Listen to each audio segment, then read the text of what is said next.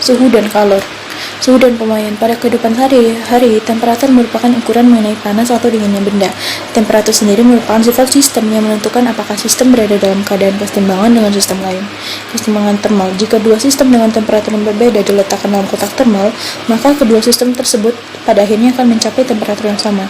Jika dua sistem dalam kesetimbangan termal dengan sistem ketiga, maka mereka berada dalam kesetimbangan termal satu sama lain. Alat yang digunakan untuk mengukur temperatur disebut termometer. Untuk mengukur temperatur secara kuantitatif, perlu skala numerik seperti derajat Celcius, derajat Fahrenheit, Kelvin, dan derajat Thermometer. Pemuaian. Suatu zat jika dipanaskan pada umumnya akan memuai dan menyusut jika didinginkan. Rumusnya adalah delta L sama dengan alpha kali L0 kali delta T, delta A sama dengan beta kali A0 kali delta T, delta V sama dengan gamma kali V0 kali delta T, di mana gamma itu sama dengan 3 kali alpha dan beta sama dengan 2 kali alpha. Anomali air. Jika 4 derajat Celcius berubah menjadi 0 derajat Celcius, itu volumenya membesar. Jika 0 derajat Celcius berubah ke 4 derajat Celcius, itu volumenya mengecil dengan massa jenis Pi paling tinggi, sehingga perlakuan air ini sangat penting untuk bertahannya kehidupan dalam air laut selama musim dingin.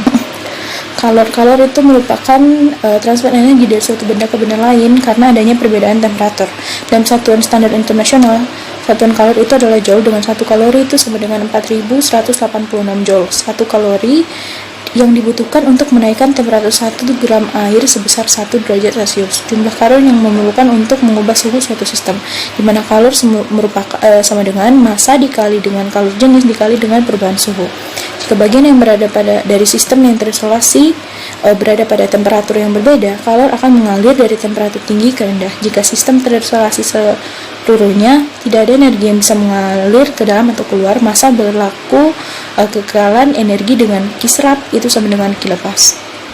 Perubahan fase zat dapat membentuk pada cair atau gas. Ketika terjadi perubahan fase, sejumlah kalor dilepas atau diserap suatu zat, yaitu kalor sama dengan massa dikali kalor laten. Kalor laten untuk mengubah cairan menjadi gas tidak hanya pada titik didih 100 derajat Celcius, tapi juga pada suhu ruang. Hal ini disebut evaporasi. Nah, perpindahan kalor. Perpindahan kalor sendiri itu ada 3 cara. Yang pertama konduksi, konveksi, dan radiasi. Konduksi itu berpindahnya kalor dari suatu tempat ke tempat lain dengan cara tumpuan antar molekul dengan laju aliran kalor.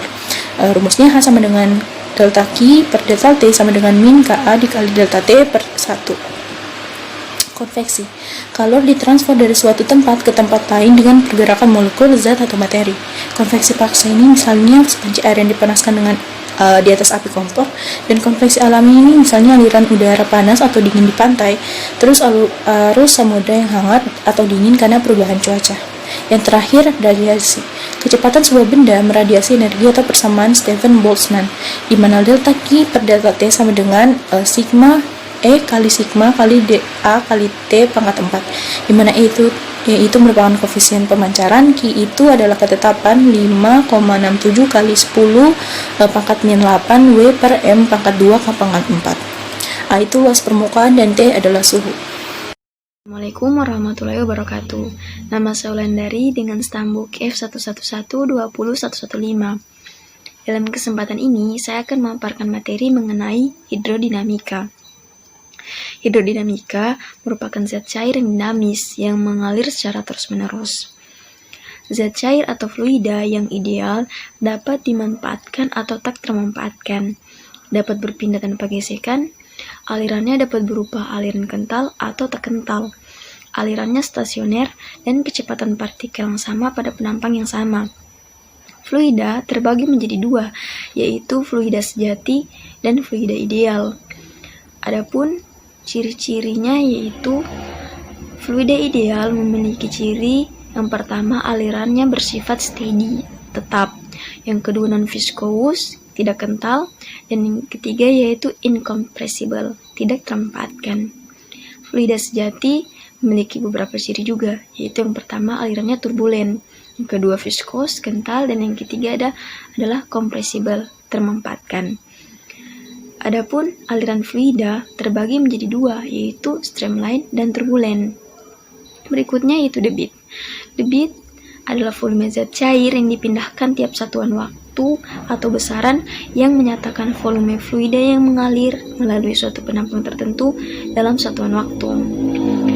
Debit sama dengan volume per selang waktu, sama dengan V per T sama dengan A dikali L per T sama dengan A dalam kurung V kali T per T. Sehingga dapatkan Q sama dengan A dikali V, di mana Q sama dengan debit, V sama dengan volume zat cair, A sama dengan luas penampang, dan V kecil sama dengan kecepatan aliran. Berikutnya yaitu persamaan kontinuitas.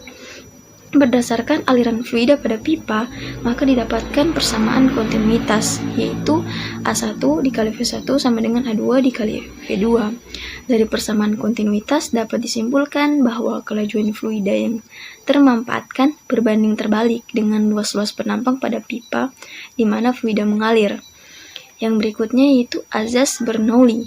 Daniel Bernoulli mengemukakan bahwa pada pipa horizontal, pada bagian yang kelajuannya paling besar, tekanannya paling kecil, dan pada bagian yang kelajuannya paling kecil, tekanannya paling besar. Yang berikutnya yaitu gaya-gaya pada pesawat.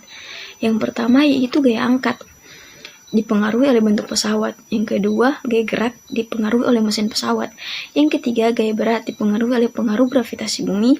Dan yang keempat yaitu gaya hambat, dipengaruhi oleh gesekan antara benda pesawat, antara badan pesawat dengan udara. Sekian dan terima kasih. Assalamualaikum warahmatullahi wabarakatuh.